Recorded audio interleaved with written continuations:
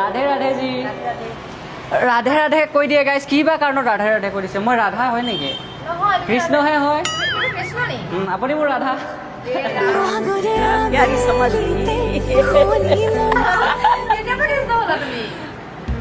কেতিয়াৰ পৰা হ'ল বোলে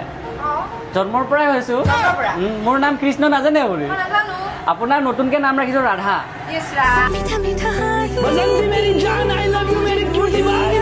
মই এটা আপোনাৰ কাৰণে বস্তু আনিছিলো আজি মোৰ ফিউচাৰ ৱাইফক দিম বুলি ভাবিছিলো